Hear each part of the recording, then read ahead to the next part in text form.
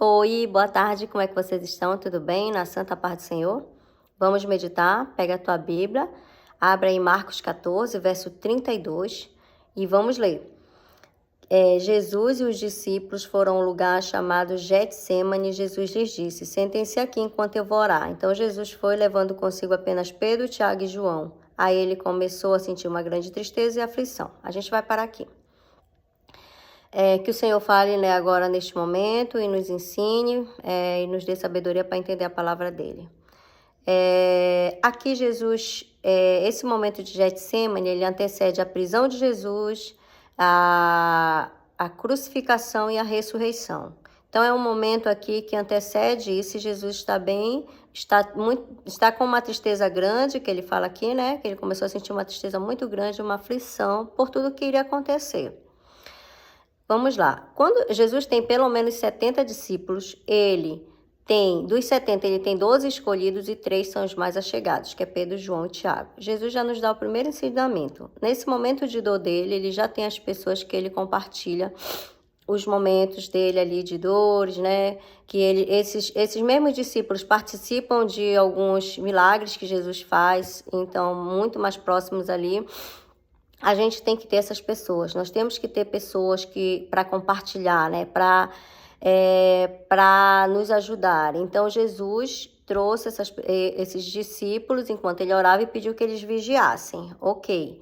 Seleção, né? Tem pessoas que não estão preparadas para passar comigo o meu processo. Tem pessoas que, por mais que já sejam próximas, no momento pode ser que elas não tenham a atitude, a postura, ou elas não agem de acordo com que eu esperava delas, né, naquele momento. E a gente vai entrar e vocês vão entender por que eu estou falando isso.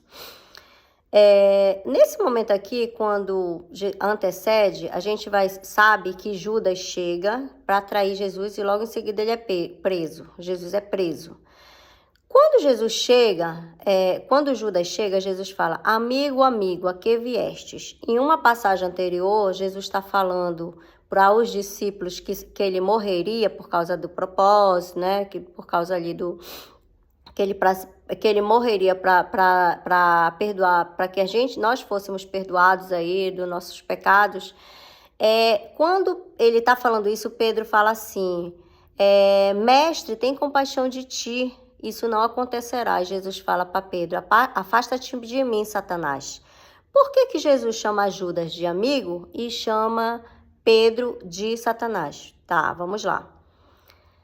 Judas fazia parte do propósito de Jesus. Quando Judas trai, ele leva Jesus para cumprir todo o propósito dele, que ele veio, que Deus o enviou por amor a nós, o seu único filho para morrer por nós, e ele passaria todo esse processo de dor e triunfaria ao terceiro dia, certo? Porque Jesus chama Pedro de Satanás, sendo que Pedro era um dos discípulos e também um dos mais próximos. Pedro, naquele momento, é usado pelo inimigo para tirar Jesus do propósito. Olha só. O diabo usa Pedro, o inimigo usa Pedro e diz, tem compaixão de ti, isso não acontecerá. E aí Jesus o repreende. Tem pessoas que nos influenciam ao ponto de nos tirar do propósito, da obediência, de princípios que a gente já até costuma fazer por causa da criação, porque eu gosto de fazer assim e tal, mas aí às vezes eu tenho amizades que conseguem nos influenciar ao ponto de nos tirar do que a gente de fato acredita que é o certo, tá? Então, tem que ter cuidado para que a gente não perca tempo e consiga alcançar aí, né, as nossas bênçãos e que ninguém nos tire do nosso propósito, igual Pedro não tirou Jesus, né, e igual Judas levou Jesus para o propósito. Então, cuidado com as amizades, selecionar as pessoas certas para estarem conosco, para compartilhar, né, para nos ajudar e afastar de nós. Temos que orar para que Deus afaste de nós pessoas que não nos darão suporte, né, e que, pior que isso, podem nos atrapalhar e muito. Amém? Até aqui? Vamos lá. Então, Jesus levou consigo Pedro, Tiago e João, aí ele começou a sentir uma grande tristeza e ele disse, A tristeza que eu estou sentindo é tão grande que é capaz de me matar. Ele compartilhou com os discípulos. Fiquem vigiando. Ele foi mais adiante, ajoelhou-se, encostou o rosto no chão e pediu a Deus que, se possível, afastasse dele aquela hora de sofrimento. E ele orava assim: Pai, meu Pai, tu podes fazer todas as coisas, afasta de mim esse cálice de sofrimento, mas que não seja feito o que eu quero, mas o que tu queres. Jesus sentiu dor, sentiu sofrimento, né? Sentiu ali. Ele mesmo fala que essa dor parecia que ia matá-lo. E ele pediu a Deus que, se possível, tirasse ele e desse aí um plano B, né? Quantos de nós, se tivéssemos plano B, não passaríamos por alguns desafios na vida? Só que nem sempre Deus vai nos livrar. Nós teremos que nos posicionar para continuar. Jesus continuou o propósito, mesmo com tudo isso, sabendo de tudo, ele foi e triunfou. Sempre depois de uma luta, tem uma vitória. Sempre depois de uma dor, tem uma cura. E a gente precisa crer nisso, tá? Voltando aqui, Jesus compartilha. Nós temos essas pessoas que nós vamos compartilhar, correto? Então, eu não posso, às vezes eu não vou conseguir passar a luta sem falar com ninguém. Por que algumas pessoas, às vezes, se fecham tanto ao ponto de não conseguir falar com ninguém? Às vezes umas pessoas pensam em desistir da vida, em dar um fim na vida, porque às vezes elas não têm pessoas para compartilhar, ou elas não procuram um profissional, ou elas até falam e as pessoas não acreditam nelas. E aqui eu queria deixar o seguinte: Deus, ele nunca te abandonará. Pode ser que as pessoas te abandonem, mas Deus nunca, nunca, nunca te abandonará, e nunca, e nada do que tu pense, ele não sabe. Tudo ele sabe, tá?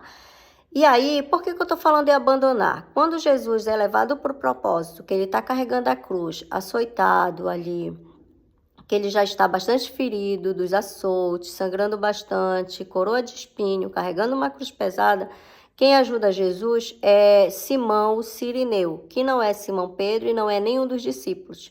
Então, pode ser que Jesus... E aí aparece esse homem, Deus manda esse homem para ajudar Jesus, e não é ninguém do ciclo. Pode ser que essas pessoas que a gente selecionou, que a gente acredita que elas estão com a gente já há um tempo, em algum momento elas não estejam lá.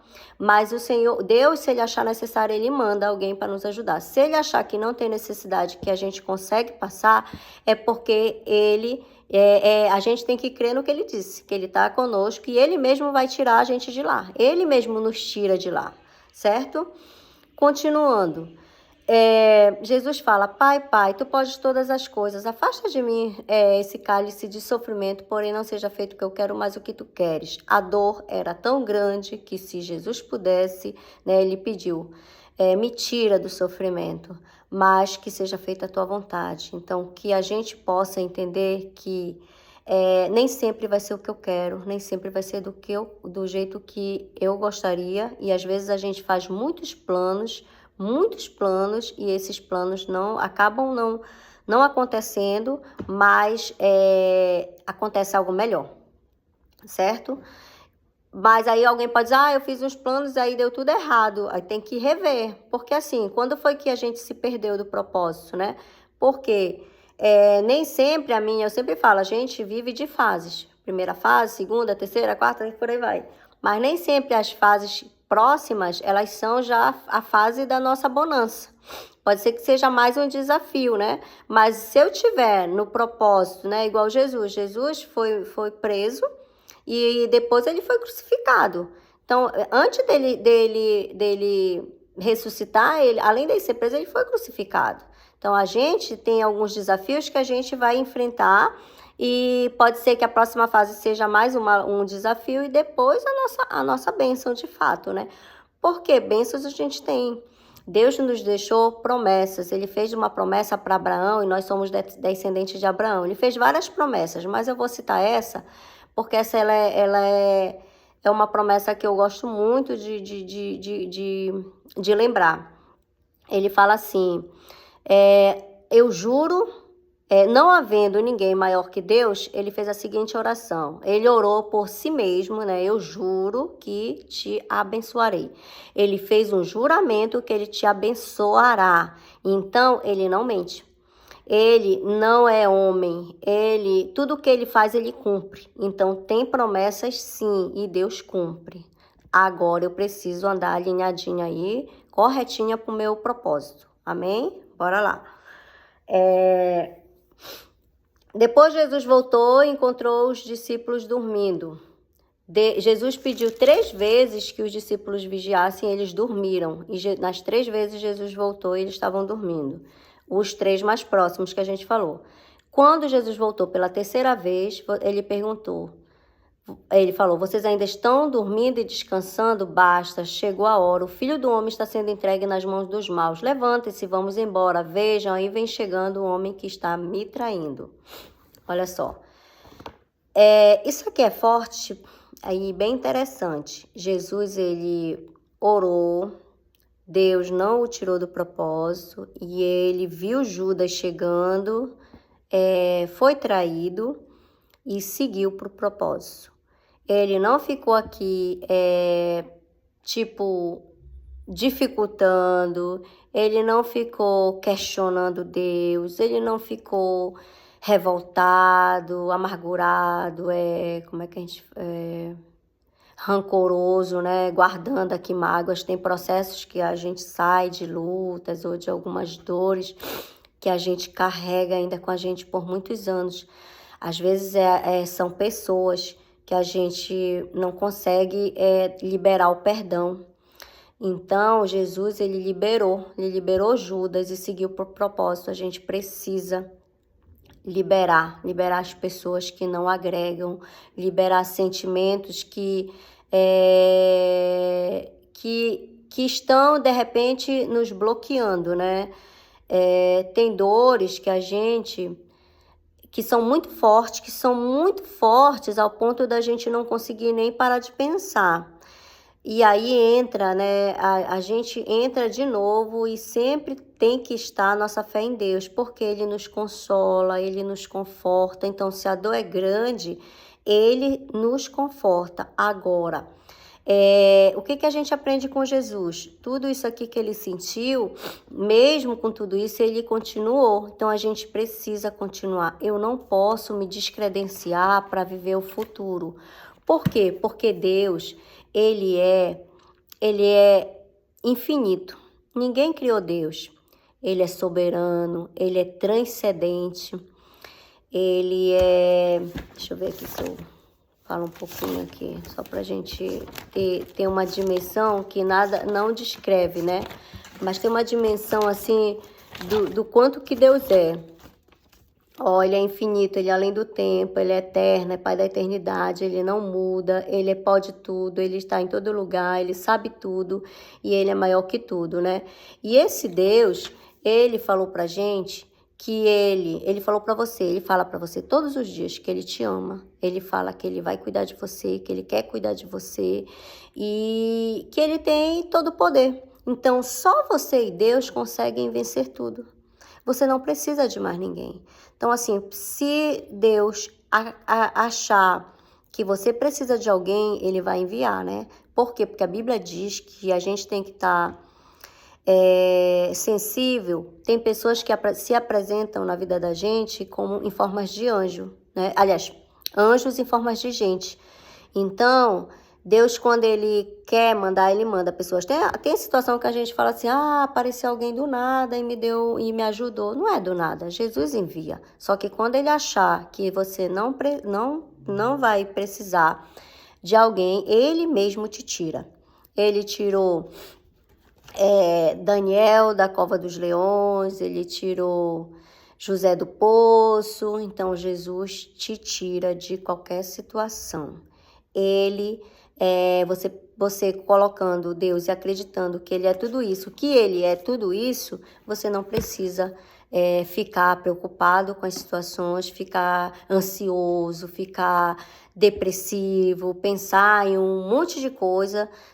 Quando a gente coloca nossos problemas muito no centro, nós nos descredenciamos para viver as bênçãos e nós baixamos o poder de Deus para o tamanho da fé que a gente tem. Só que Deus não baixa o poder dele, Deus não muda, Deus não diminui só porque eu acredito que os meus problemas são maior que tudo. Deus continua sendo grande, continua sendo poderoso e continua cuidando de mim e cuidando de você e te guardando, te protegendo. Ele é fiel. Mesmo que você não seja fiel, que eu não seja fiel, Deus é fiel. Amém, amados? Espero que a gente consiga ter, né, que o Senhor tenha falado com a gente nesse momento. E meditem, né? Vamos meditar, vamos ler a Bíblia. Até a próxima.